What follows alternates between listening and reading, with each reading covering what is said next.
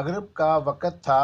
हर तरफ मगरिब की अज़ानों की सदाएं गूंज रही थीं और वो अभी नहा कर निकली थी और मगरिब के वक़्त वो खुले बालों को लिए गैलरी पर आ खड़ी हुई। ये जून का महीना था, सख्त गर्मियाँ थी, हर तरफ हबस का माहौल था। तभी उसे अपने करीब ठंडक का एहसास हुआ। बाल हवाओं के ज़ेर असर उड़ रहे थे। वो दोनों हाथों को एक दूसरे में प्यूसत करके फूंके मारने लगी। ठंड जैसे पिसलियों में घुस रही थी। उसकी कान की लुएं सख्त गर्म हो गईं कि उसे इस चीज़ का एहसास होने लगा। तभी ज़ोर से कुत्ते के भौंकने की आवाज़ आई। निमिरा ने झांका तो उनके घर की तरफ ही देखकर भौंक रहा था। एक तो ठंड पता नहीं कैसे शुरू हो गई और ऊपर से ये कमीना कुत्ता भौंके जा रहा था। हुश हुश वो उसे भगाना चाह रही थी, मगर वो इधर देखकर बहुत ज़ोर से भौंक रहा था। भाई, इस कुत्ते को क्या हो गया? वो मुंह ही मुंह में बड़बड़ाई। निमरा बीबी, ये जंगल है, ये सब तो होगा ही, गुजारा करो। वो खुद ही से गुफ्तगू कर रही थी। ओए कुत्ते मियाँ, यहाँ क्या नज़र आ रहा है? वो थोड़ा ऊपर होकर हाथ हिलाती हुई ज़ोर से बोली। तभी उसे अपने करीब किसी की सरगोशियाँ सुनाई देने लगीं। वो यकदम घबरा सी गई। मैं नज़र आ रहा हूँ। उसे अपने पीछे किसी मर्दाना आवाज़ आई तो वो खुद में सिमट सी गई। निमरा को ये आवाज़ बहुत अजीब सी लगी। डर दिल में कहीं कुंडलियाँ मार रहा था। उसने थूक निगला और पलटी। उसे वहाँ किसी का साया नज़र आया और फिर गायब हो गया। ये कौन था और कहाँ गया? वो हैरत से इधर उधर देखने लगी। जब भी उल्फत बेगम की आवाज़ पर वो सोचों से बाहर निकली, जो उसके कमरे में वजूद उसे चीख चीख कर पुकार रही थी। निमरा ने सर पर हाथ मारा कि अब खैर नहीं। वो बड़बड़ाई और फिर दोबारा नज़रें दौड़ाकर वो अंदर की जानब बढ़ गई। तुम कहाँ गई थी और ये क्या हालत बनाई हुई है? दुपट्टा कहाँ है और बाल क्यों खोले हुए हैं? तेरे अब्बा को मना भी किया था कि यहाँ घर ना लें, शहर ही में ठीक है। एक तो जंगल में घर और ऊपर से सामने ही कब्रिस्तान। मुझे तो हर तरफ पर घड़ी खौफ महसूस होता है। जो जवान जहाँ लड़की और ये जंगल, या अल्लाह मैं क्या करूँ? वो सर पकड़कर बैठ गईं। अरे अम्मा, रिलैक्स हो जाएं, यहीं गैलरी में थी, उसने तहम्मुल से कहा। जबकि उल्फत बेगम ने झटके से सर उठाया तो मगरिब के वक़्त इस हालत में गैलरी में गई थी। हाय रे निमरा, मैं तेरा क्या करूं? तुझे कब अकल आएगी? लड़की उन्होंने अपना माथा पीटना शुरू कर दिया और निमरा को भी वो वाकया याद आया तो वो भी थोड़ा सा घबरा गई। अम्मी की हालत देखकर उसने अपने साथ होने वाला वाकया बताना बेहतर ना समझा, इसलिए खामोश हो दी और ये सब बाद के लिए छोड़ दिया। अरे प्यारी अम्मा, अब नहीं जाऊंगी, बस तुम खुश हो जाओ। वो उनके सामने घुटनों के बल बैठते हुए मोहब्बत से कहने लगी। पक्का ना? उन्हें खदशा सा हुआ। जी अम्मा, प्यारी अम्मा, पक्का। वो उनका माथा चूमती हुई बोली तो वो पुरस्कून सी होकर चली गईं। निमरा ने सांस खारिज की और चलती हुई साइड टेबल तक आई और सरअद से ताला चाबी निकाली और गैलरी के दरवाजे पर ताला लगा दिया और चाबी दराज में रखकर वो पुरस्कून होकर सो गई। मगर वो नहीं जानती थी कि एक नई मुसीबत उसकी मुंतज़िर थी। सुबह का सूरज निकला तो सबसे बेदार हो गए थे। वह तैयार होकर नीचे आई तो नौकरानी टेबल पर नाश्ता सजा रही थी। निमरा ने खामोशी से नाश्ता किया। अम्मा, मैं ज़रा बाहर जा रही हूँ, थोड़ी देर में आ जाऊंगी, निमरा ने उल्फत बेगम से कहा तो वह उसे घूरने लगी। अरे अम्मा, आ जाऊंगी, कहीं नहीं जाऊंगी। वो उन्हें मुतमिन करके तेजी से निकल गई। कहीं अम्मा रोक ही ना लें। वो अपनी DSLR गले में लटकाए जानवरों की तस्वीरें बना रही थी। उसे वहां एक स्याह रंग का बिल्ला नजर आया जो दर्द से कराह रहा था। निमरा को उसे देखकर अफसोस हुआ। उसने पहले उसकी 2-3 तस्वीरें निकाली और फिर उसे उठाए घर की जानब रवाना हो गई। अभी वो घर में दाखिल हुई थी कि सामने ही अम्मा लड़ाका औरतों की तरह कमर पर हाथ बांधे उसी की मुंतजिर थीं। उसने नफी में सर हिलाया और घर में दाखिल हुई। ओए, ये किस मनहूस काले बिल्ले को ले आई है? वो उसे टोकती हुई बोली। बिल्ले ने उन्हें बुरी तरह घूरा था। अरे अम्मा, इसे चोट लगी है, ठीक हो जाएगा तो इसे वापस जंगल में छोड़ आऊंगी। वो इन्हें तफसील से आगाह करती ऊपर चली गई। या अल्लाह, इस लड़की को हदायत दे। न जाने क्यों मेरे दिल में हौल उठ रहे हैं, जैसे ज़रूर कुछ गलत होने वाला है। निमरा एक खूबसूरत और जवान लड़की थी, जिसे देखकर सबके मुंह से तारीफी कलमात ही निकलते थे। इसीलिए उल्फत बेगम परेशान रहती थीं।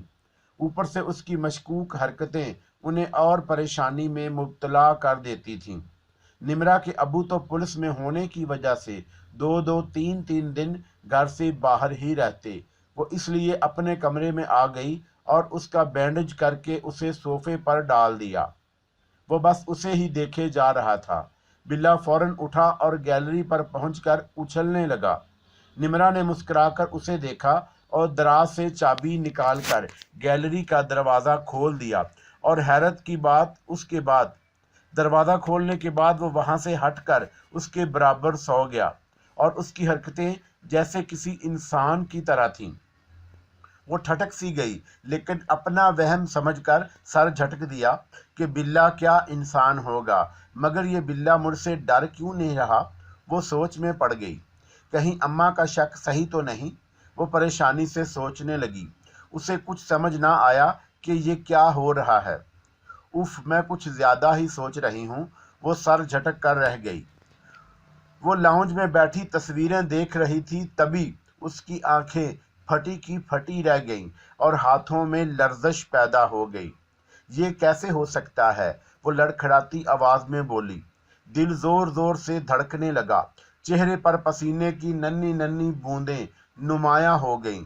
सब जानवरों की तस्वीरें ठीक ठाक थीं, मगर दो तस्वीरें थीं जो बिल्कुल खाली थी। उसमें कोई जानवर ना था। ऐसा कैसे हो सकता है? इसमें उस बिल्ले की तस्वीरें नहीं हैं और ये दोनों पिक्चर में तो कोई है ही नहीं।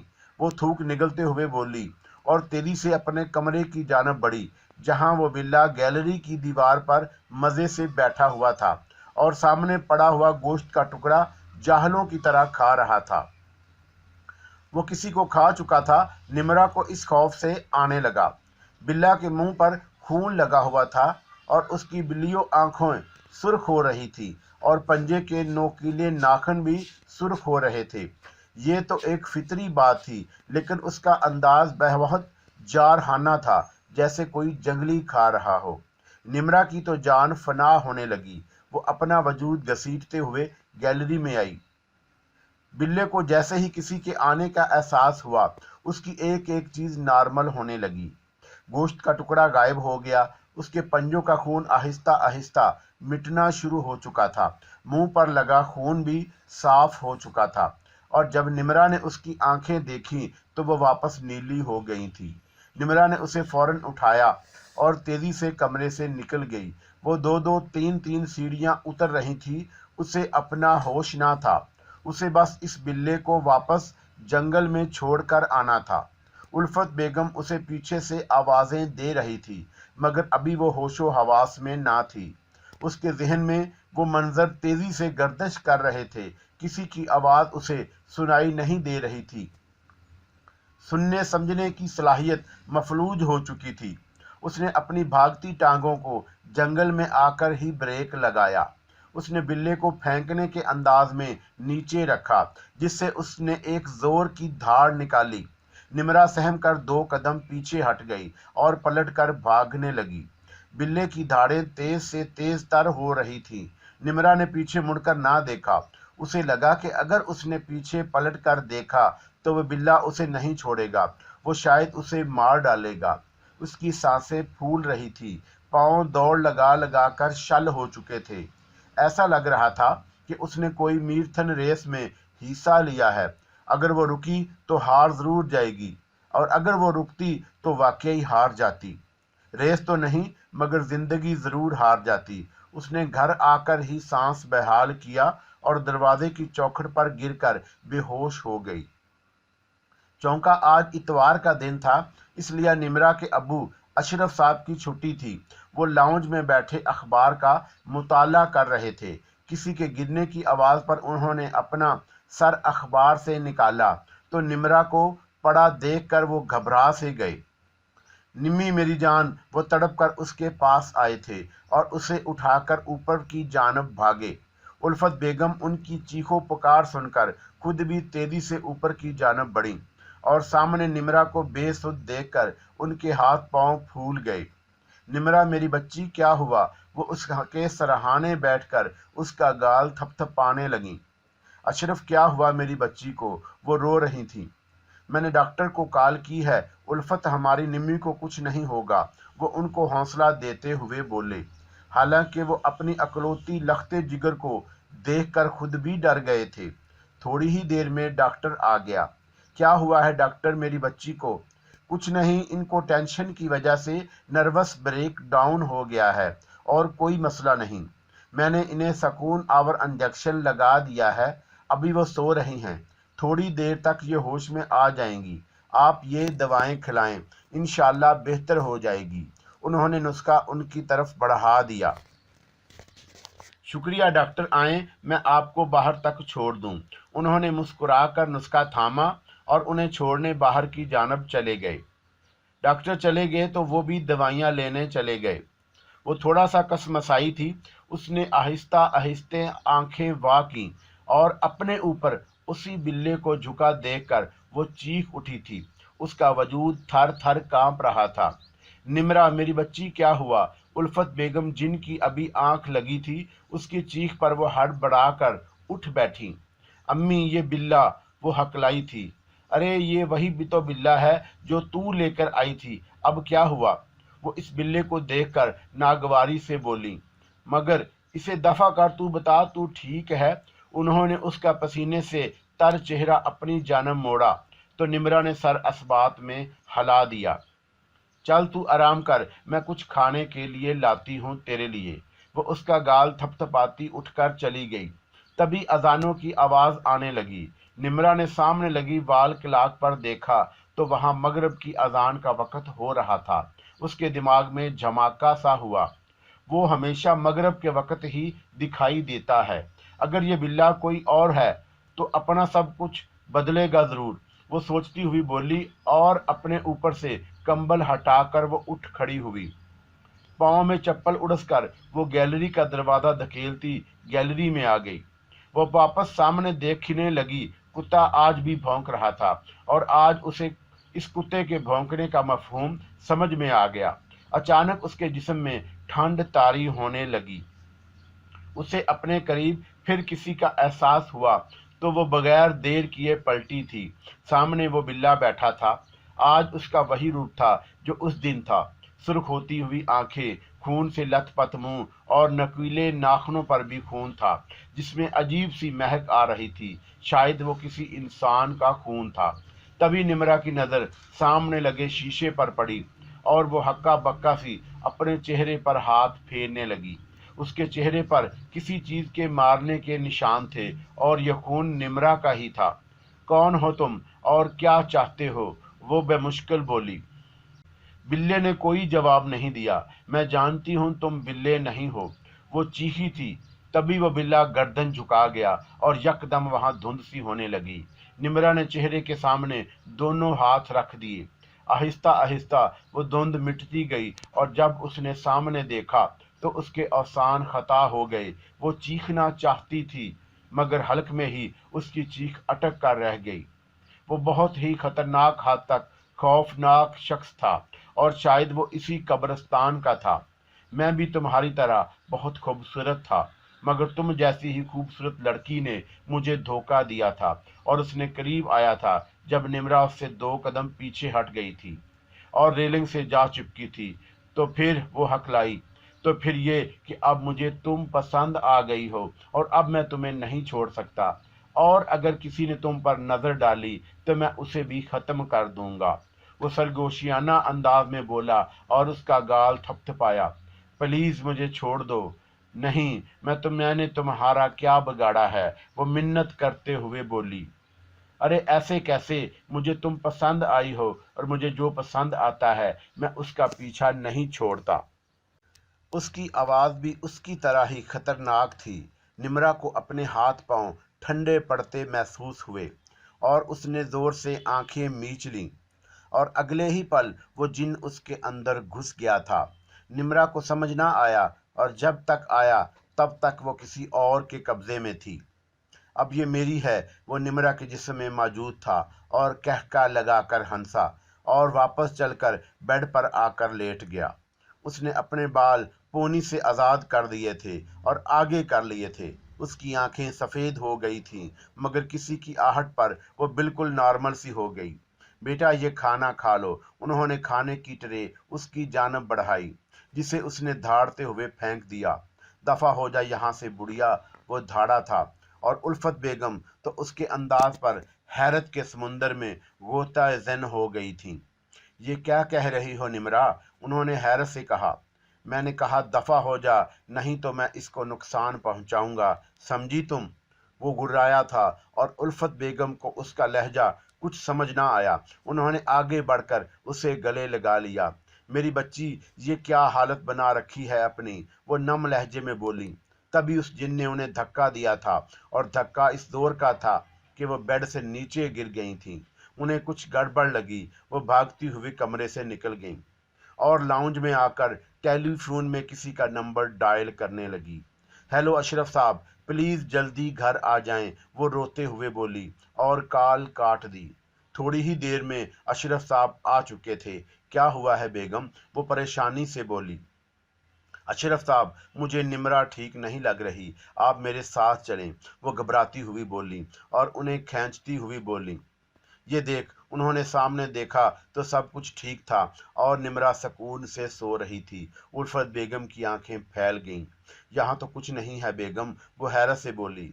मेरा यकीन करें अशरफ साहब, निमरा अभी ठीक नहीं थी, वो रोते हुए बोली। बेगम आपका वहम होगा, आपको लगता है निमरा की ज्यादा ही फिक्र हो गई है, इसीलिए आप ऐसा कह रहे हैं। वो उन्हें दिलासा देते हुए बाहर निकले थे। आप मेरी बात का यकीन तो करें, वो तासुफ से बोली। अच्छा आप एक काम करें, किसी मौलवी को बुला लें, बस मेरा वहम दूर कर दें, वो हल पेश करती हुई बोली। तो उन्हें भी यही ठीक लगा। ठीक है बेगम, अभी आप सो जाएं, हम सुबह देखते हैं, वो उन्हें तसल्ली देते हुए कमरे में ले गए। वो समझ तो चुके थे कि कुछ गड़बड़ है, क्योंकि उल्फत बेगम को इतना बड़ा वहम नहीं हो सकता। वो पूरी रात उनकी आंखों में कटी थी। सुबह सवेरे ही वो अपने जानने वाले मौलवी को लेकर आए। वो जैसे ही उन्हें लेकर आए, वो घर में कदम रखने से पहले ही रुक गए। यहाँ कोई गैर मखलूक है, वो पूरे घर को देखते हुए बोले। जी मौलवी साहब, तभी तो मैं आपको लेकर आया हूँ, प्लीज़ आप इसे यहाँ से दूर ले जाएं, वो मिन्नत समाजत करते हुए बोले। उन्होंने एक पत्तों की लड़की पर कुछ पड़ा और वो अशरफ साहब की जानब बढ़ा दिया। ये यहाँ दरवाजे के बीच में बांध दो, इससे वो मखलूक बाहर नहीं जाएगी, वो संजीदगी से बोलकर अंदर की जानब बढ़ गए। अशरफ साहब ने वो उनके कहने के मुताबिक बांध दी। कहाँ है तुम्हारी बेटी?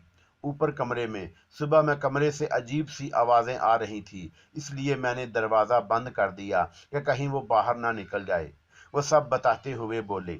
कहाँ है उसका कमरा? वो तस्बीह के दाने गिराते हुए बोले।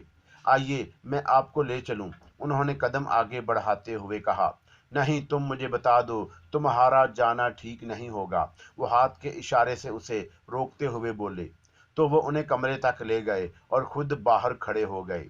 दरवाज़ा खुला देखकर वो परेशान हो गए। बच्चे, तुम कह रहे थे कि तुमने दरवाज़ा बंद रखा था, वो पेशानी पर बल डालकर बोले। जी मैंने बंद कर दिया था, वो उलझ कर बोले। कहीं मेरी बीवी ने तो, यकदम उनके जहन में झमाका हुआ। अगर ऐसा है तो ये ठीक नहीं, उसे मेरे आने का इल्म हो गया होगा, तभी तुम्हारी बीवी को खतरा है। उन्होंने दरवाज़ा खोला तो उल्फत बेगम ऊपर को उठी हुई थी और हाथ पैर मार रही थीं। अशरफ मुझे बचाइए, वो गले हाथ हर हाथ रखे गड़गड़ाईं। बाबा ये क्या, वो परेशान से हो गए। उन्होंने कुछ पढ़ा तो वो नीचे को आ गईं। निमरा कहाँ है उल्फत? अशरफ साहब ने पूछा तो उन्होंने गैलरी की तरफ इशारा किया। वो सब गैलरी की जानब बढ़े। जो गैलरी की दीवार पर बैठा बिल्ला गोश्त की कुछ बोटियां चबा रहा था। वो भी किसी इंसान का गोश्त था। मौलवी साहब ने उन्हें हाथ के इशारे से पीछे रहने को कहा और गैलरी का दरवाज़ा बंद कर दिया। गैलरी का दरवाज़ा बंद होने पर उसने अपने शुगल से हाथ रोका था और खा जाने वाली नज़रों से मौलवी साहब को घूरा था। ओए तू यहाँ क्या कर रहा है? चला जा यहाँ से, नहीं तो मैं यहाँ से कूद जाऊँगा और ये लड़की मर जाएगी, वो अपनी मर्दाना आवाज़ में बोला। मौलवी साहब आंखें बंद करके किसी चीज़ का व्यर्थ करने लगे। उन्होंने एक मिट्टी के प्याले से मट्टी निकाली और हथेली पर रखकर फूंक मारी तो वो इतनी सी मट्टी भी उसको हिला गई थी। वो चीखने लगा था, आप लोग जल्दी से रस्सी का बंदोबस्त करें। उन्होंने हदायत दी और दोबारा आंखें बंद कर लीं। उनके लब फड़फड़ा रहे थे और मट्टी वो उसकी जानब फोंक रहे थे। वो कुराह कर जमीन बोस हो गया। तब तक अशरफ साहब रस्सी लेकर आ चुके थे। उसे उठाकर उन्होंने बेड पर लिटाया, उसके हाथ पांव बेड से बांध दिए। वो ये सब अपने लिखते जिगर के साथ नहीं करना चाहते थे मगर मजबूर थे। उन्हें अपनी बेटी की जान अजीज थी। वो मज़ाहमत कर रहा था मगर कामयाब ना हो पा रहा था। छोड़ मुझे, छोड़, नहीं तो कोई जिंदा नहीं बचेगा, कोई नहीं। वो अपनी पूरी जान लगा रहा था मगर मौलवी ने एक घेरा बना दिया था बेड के गिर्द, और वह रस्सी खोल भी लेता वो उसकी जगह बाहर ना जा सकता। अचानक उसके खतरनाक आसार नरम पड़ गए और निम्रा के रोने की आवाज़ उभरी। अम्मी मुझे खोल लें, अम्मी मुझे डर लग रहा है, वो तड़प कर बोली। मेरी बच्ची, वो भी एक माँ थी। अपनी बेटी की तड़प की आवाज़ सुनकर वो आगे बढ़ी थी और खोलने ही वाली थी कि रुको बेटी, ये गलती मत करना, वो तुम्हें भटका रहा है। वो उसे रोकते हुए बोली तो उसने गुस्से से हंगारा भरा और उल्फत बेगम को अपनी गलती का एहसास हुआ और 2 कदम पीछे हटी और रुख फेर कर खड़ी हो गई। क्यों इस लड़की के पीछे पड़ा है? छोड़ दे, वो तुझे क्या देगी, छोड़ दे उसे। वो उसे समझाते हुए बोले और उसने कहका लगाया, मुझे ये अच्छी लगी है, तुम लोग जो भी कर लो, मैं इसे नहीं छोड़ूंगा। एक लड़की ने मुझे धोखा दिया और मैं इससे अपना बदला पूरा करूंगा। वो बैठा था और धाड़ते हुए बोला था, मगर फिर वो दोबारा लेट गया। तुझे इस मासूम बच्ची को छोड़ना ही होगा। मौलवी साहब के लब फड़फड़ा रहे थे और वो दर्द से तड़प रहा था। चंद पल बाद उसके जिस्म झटके खाकर ढीला पड़ चुका था और फिर मौलवी साहब ने आंखें खोल लीं।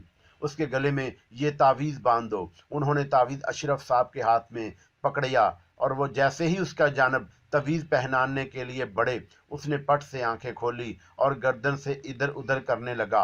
नहीं नहीं नहीं, वो चीख रहा था और नहीं नहीं की गर्दान अलाप रहा था। उसका जारहाना अंदाज देखकर अशरफ साहब रुके थे और मौलवी साहब को देखा था। उसकी मत सुनो, पहनाओ इसे, ये तावीज़ इसको मैं देख लूँगा। वो उनकी नज़रों का मफहूम समझ कर बोले तो अशरफ साहब ने सर हाँ में हिलाया और काफ़ी तगो-दो के बाद आखिरकार उन्होंने ये तावीज़ उसके गले में डाल दिया था। उसने अशरफ साहब को बहुत नुकसान पहुंचाया था मगर उन्हें अपनी बेटी को बचाना था। चंद घंटा और मेहनत के बाद आखिरकार वो उसके जिस्म से निकलकर नीस्तो नाबूद हो गया था। सब ने ही शुक्र का कलमा पड़ा। निम्रा ने आहिस्ता से आंखें खोली। एक दिन में ही उसकी आंखों के नीचे हल्के और जिस्म का नहीफ सा हो गया था और वो हड़बड़ाकर उठ बैठी मगर रस्सी की वजह से दोबारा लेट गई। इस दफ़ा उल्फत बेगम ने उसकी रस्सी खोलने से पहले मौलवी साहब को देखा था क्योंकि अब वो कोई हमाकत बर्दाश्त नहीं कर सकती थी। अब खोल दो इस बच्ची के हाथ, बहुत बहादुर है, इतनी मुश्किलों को पार करके आई है। उन्होंने मुस्कुराकर उसके सर पर हाथ फेरा। उल्फत बेगम ने उसकी रस्सियां खोल दी। वो माँ की आगोश में छुपकर सिसक पड़ी थी। अशरफ साहब भी नम आंखों से उसके बालों में हाथ फेर रहे थे। वो काफ़ी सहम गई। उस हादसे के बाद अब वो बालों को खुला नहीं छोड़ती और मगरब के वक़्त वो गैलरी में भी नहीं जाती थी बल्कि मगरब के वक़्त अपने अम्मी अब्बू को लेके कमरे में रहती थी और उसकी छोटी सी गलती ने उसे इतनी खतरनाक मुश्किल में डाल दिया था। वो अभी थोड़ी थोड़ी संभल रही थी। उन्होंने घर में ही भी तब्दील कर लिया था, इसलिए वो आज बाहर निकली थी। घूमते हुए उसे आधे सफ़ेद और आधे स्याह रंग के एक बिल्ले पर नज़र पड़ी। उसको देखकर वो उसकी जानब बढ़ी थी। बिल्ले का रुख दूसरी जानब था।